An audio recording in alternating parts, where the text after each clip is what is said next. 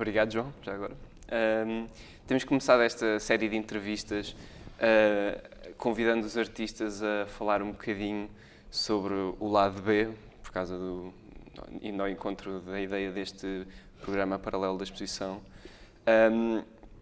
Falar de caminhos paralelos ao seu projeto artístico, ao trabalho artístico que apresentam, porventura caminhos menos conhecidos por parte do público, mas eu sei que no teu caso provavelmente teríamos que falar de planos C, D, E e coisas por aí fora para sermos justos. Ainda assim, há alguma vertente que acho que seja menos conhecida e que seja mais, por exemplo, de bastidores, qualquer coisa que seja um trabalho em que não haja propriamente uma exposição pública. Então, vamos tratar esta ideia do lado B como de facto tudo aquilo que eu faço fora das artes plásticas, mas pronto, que no fundo é trabalho ao qual eu dou a mesma importância. Acaba por poder-se dizer que é um lado B só porque há menos intensidade de produção nessas vertentes. E a vertente, portanto, o projeto que eu trago aqui como um lado B possível aqui para o MAT é um projeto musical, como de resto, portanto, a grande força desse lado B, ou desse grande lado B, é a música, e é uma coisa que eu já anuncio no meu trabalho de forma muito evidente e muito clara. O trabalho assenta fortemente em questões que discutem a música e o som, e portanto é natural que depois esse lado B seja de facto atividade relacionada com música e com som. O que eu trago aqui especificamente é um projeto que se chama Catarata, que é um projeto de 3 pessoas, que têm todas a mesma valência. Não é um projeto meu, é um projeto meu com mais 2 pessoas, com o Bruno Humberto e com o André Tasso. Só dizer que para o evento, especificamente aqui, estes eventos do MAT de dia 11 e 18 de julho, convidámos a Joana Guerra para tocar connosco, violoncelo, e convidámos 2 atores que vão trabalhar texto de forma mais musical e entrar no concerto como uma espécie de instrumento que usa o texto como de forma mais musical, textural. Portanto, não será tanto uma leitura musicada, mas sim o texto entra como mais um elemento, como mais um instrumento. E esse texto, portanto, no dia 11 pela Isadora Alves e hoje, dia 18, pelo Alexandre Pieroni Calado. Portanto, o projeto Catarata é um projeto de música improvisada, em que juntamos eletrónica e alguns instrumentos acústicos e guitarra elétrica. Eletrónica síntese, não tanto eletrónica de computação, portanto, não usamos computadores, usamos sintetizadores e efeitos. Portanto, como um projeto de música improvisada, nada está planeado à partida, temos conversas em que definimos mais ou menos um ambiente que queremos atingir, um estado, uma intensidade. Se vamos tocar num sítio em que as pessoas, por exemplo, têm que estar de pé, obviamente temos uma tendência para colocar mais intensidade e mais ritmo naquilo que estamos a fazer. Aqui no MAT, porque temos um concerto em que o público está sentado e porque temos que acompanhar texto, vamos, portanto, trabalhar de forma um pouco mais delicada para tentar que o texto possa respirar e de facto, dar espaço a maior leitura.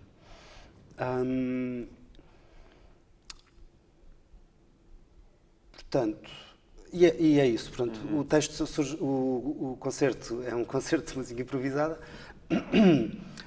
em que todos os elementos, incluindo a parte textual, também tenta descobrir o seu espaço para agir e construir, portanto, a performance a partir de uma seleção feita na altura, quer dizer, mesmo a ordem, portanto, um conjunto de textos pré-selecionados, mas a ordem pela qual estes textos surgem não está definida à partida, assim como os músicos também não definem à partida que vão fazer a nota X, Y ou Z. Pronto.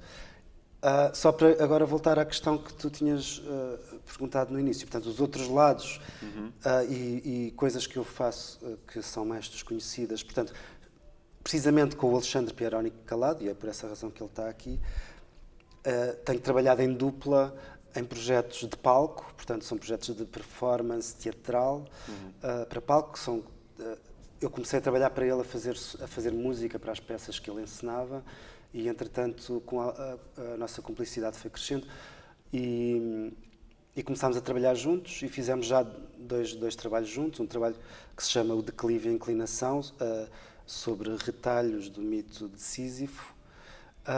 E o segundo trabalho, que teve no Tandimage, agora na última edição, chamado A Morte nos Olhos, também um trabalho à volta do mito de Perseu e Medusa.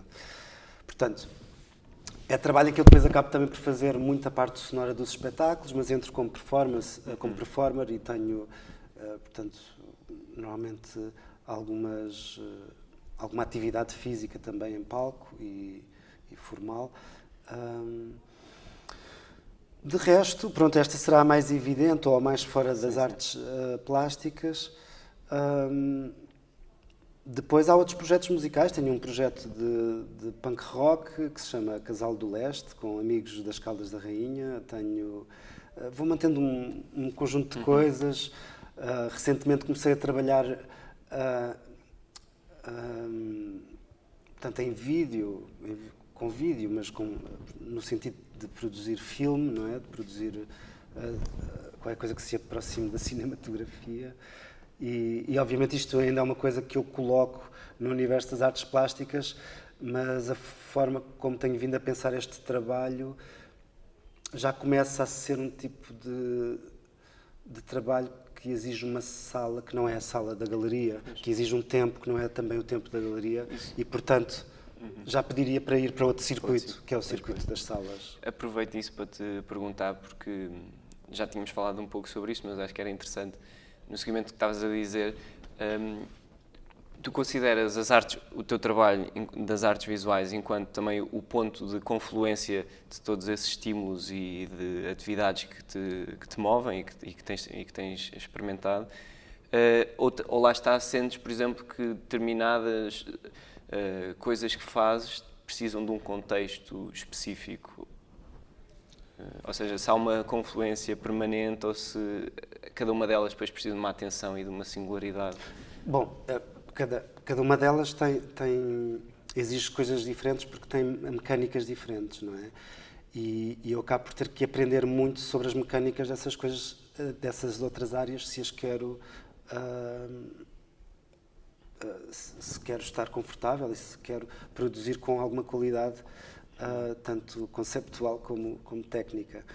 Portanto, mas depois é uma constante contaminação. Eu tenho esta tendência para achar que o meu porto são as artes plásticas, porque foi isso que estudei na universidade. Mas, de facto, eu não dou mais importância a uma coisa do que a outra. É só porque estou mais enraizado e, de certa forma, talvez aconteça mais que eu traga das outras áreas para as artes plásticas, portanto, do que pode ser uma ideia de cinema, do que pode ser uma ideia de concerto, ou de performance, ou de dança, ou de teatro, depois para as artes plásticas, de forma muito... quase que transportando apenas a imagética, não tanto a prática. Portanto, obviamente eu não vou fazer teatro para a galeria, mas trago qualquer coisa de um resquício, qualquer coisa que me fica impresso da experiência do teatro ou que me fica impresso da experiência da música. Sem os códigos. Que depois vai para a galeria. O contrário acontece naturalmente porque eu, como sou artista plástico, a minha visão, portanto, e vocês vão poder ver daqui a pouco, o trabalho que eu faço, por exemplo, especificamente aqui em Catarata, é um trabalho muito plástico e e quase que é óbvio que uma pessoa com formação plástica trabalharia som desta forma. Portanto, é quase visual, é quase formal, a formalidade da textura e do ritmo e do som. Portanto, é muito plástico. Pois. E há pouco falaste, por exemplo, acho curioso a questão da diferença dos tempos, entre os tempos e os lugares onde cada uma das práticas de que já falaste requer, não é? E como é que lidas? Isso também é, se é por aí, se é pelo teu interesse em explorares um contacto, uma abordagem ao público e ao tempo de criação diferentes das artes plásticas, que também exploras estas outras atividades. E, por exemplo, neste caso, o projeto Catarata, que é um projeto muito ligado à música, apesar de ter outras componentes, é uma coisa em que estás a ter feedback quase instantâneo do público, em que as coisas também têm essa camada improvisada, enquanto numa exposição de artes plásticas tu estás X meses a trabalhar no ateliê e depois, durante umas semanas, aquele projeto é apresentado numa galeria ou num espaço. Também é um interesse nessa diferença? Sim, há um interesse, precisamente porque cada coisa ocupa o seu lugar e de forma muito egoísta, porque tenho estímulos muito diferentes e sou viciado nesses estímulos todos, vou atrás deles. Eu tenho sempre a tendência para achar que sou uma pessoa muito invejosa do ponto de vista criativo. Eu vou ver um concerto e fico com muita vontade de ir para casa tocar. Eu vou ver alguém a dançar e fico com vontade de mexer. Sou mesmo muito invejoso. Eu vejo qualquer coisa e quero fazer igual. Quero ir perceber o que é estar naquele sítio, a viver aquela experiência. E são tudo coisas que se pode dizer que são muito egoístas. Mas depois o expor isto para fora e o tornar isto uma coisa que pode portanto, comunicar com o exterior e ter alguma coisa para oferecer ao exterior. Depois portanto, esse processo que no caso, como tu disseste, que no caso da exposição tudo acontece antes, é toda uma catarse no ateliê e a inauguração é uma coisa que já quase se está a sofrer já estamos noutro sítio. Quando se inaugura, já se está quase a pensar na próxima e só a respirar fundo. Porque tudo para nós aconteceu antes. O pôr as coisas na parede, pronto, é aquela última decisão que há para tomar, que é onde é que fica, a que distância que fica, como é que comunica com o percurso dentro do espaço. Todas essas questões que envolvem uma exposição. Mas tudo já aconteceu ou tem vindo a acontecer para trás. A música, embora tenha muito trabalho de produção e de pré-produção e de ensaio por exemplo, no caso dos Catarata, nós costumamos dizer que não são ensaios, são encontros, porque não estamos a ensaiar, quer dizer, acabamos por estar a ensaiar a nossa relação uns com os outros, não estamos a ensaiar temas, não é?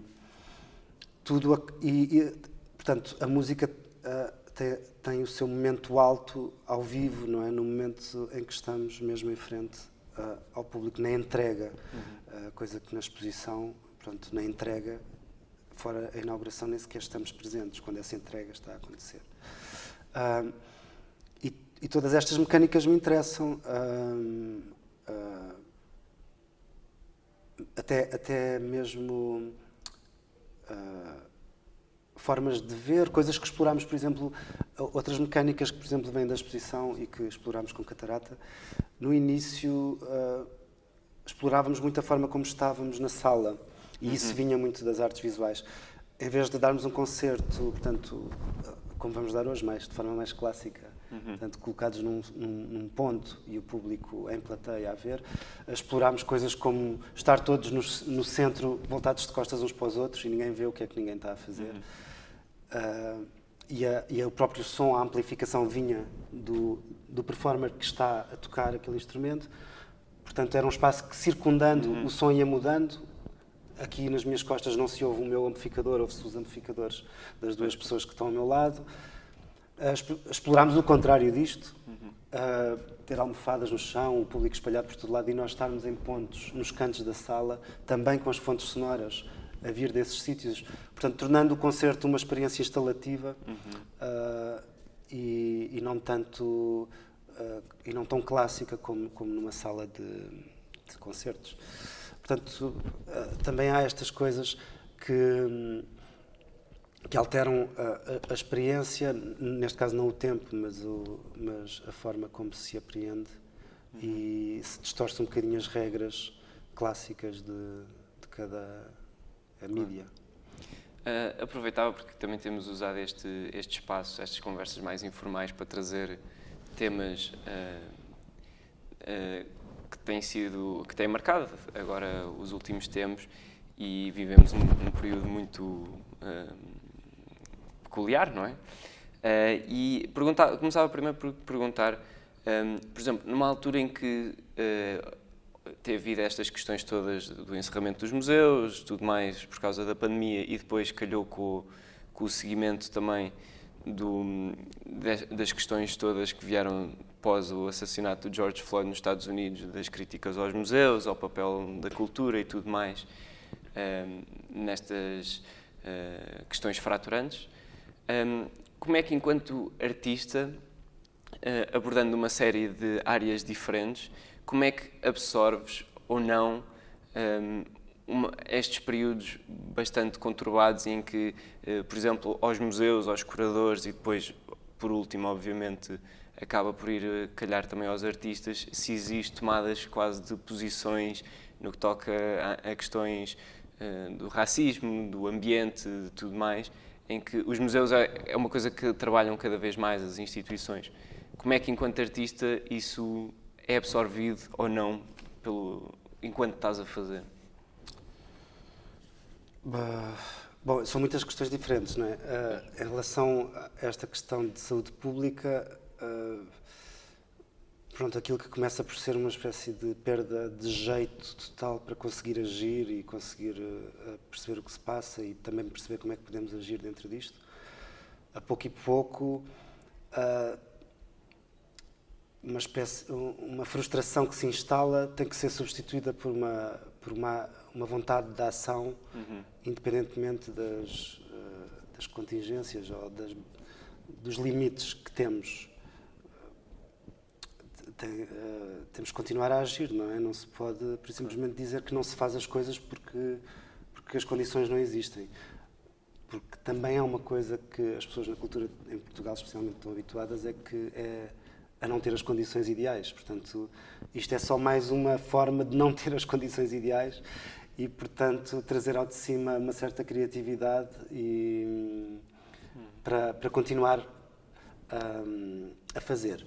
Em relação à outra questão, acho que no aspecto político as coisas não mudaram muito. Acho que os artistas têm os que querem e os que desejam, portanto, mas no geral eu sinto que eu não sou um artista. É óbvio que existe política no trabalho que eu faço. Eu não sou um artista explicitamente político ou não se pode dizer que eu sou um artista, como é que se diz,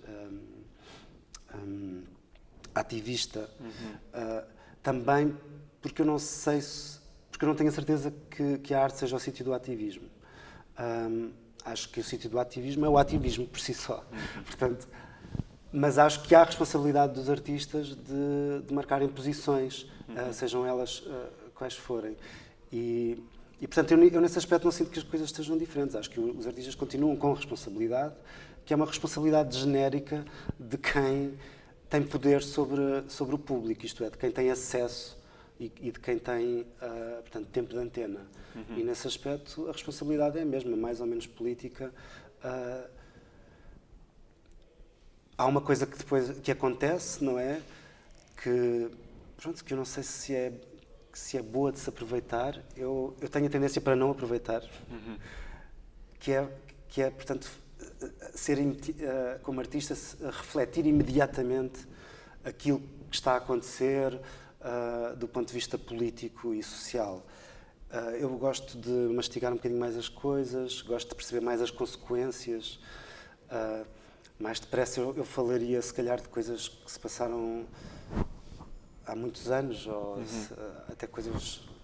Bom, não é à toa que eu estou a trabalhar os mitos, não é? Por exemplo, com o Alexandre, porque... Mas eu estou a trabalhar os mitos para falar da atualidade, portanto... porque as coisas são cíclicas e a história está sempre, como sabemos, não é? Como numa máquina de lavar, não é? Está sempre a repetir-se. Os vícios humanos são relativamente sempre os mesmos desde que existimos. Portanto, eles estão sempre a vir ao de cima, não é? E a querer impor-se. Portanto, bom, pronto, acho que é isso. Bem, para terminar, se calhar estamos a ficar sem tempo. Perguntava-te, daqui a 10 anos, como é que explicarias 2020? Que momento é este? Pois, olha, pronto, provavelmente daqui a 10 anos, se calhar estou a fazer trabalhos sobre o Covid. Porque vou estar aborrecido com a minha realidade presente. Repete-me a pergunta, desculpa. Não, como é que explicarias, como é que definirias o que é que tem sido? Como é que definiria? Que período tem sido este? Bom, quando me projeto no futuro, obviamente há muito essa discussão, não é? Sobre o futuro, se as coisas vão voltar a ser o que eram. Bom, é impossível que as coisas voltem a ser o que eram, porque, pronto, mesmo com Covid ou sem Covid, claro, as coisas estão sempre a ir para um sítio novo, não é? Eu não tenho bem a certeza... Bom, é óbvio que as coisas não vão voltar ao que eram, mas eu acho que vamos olhar para isto como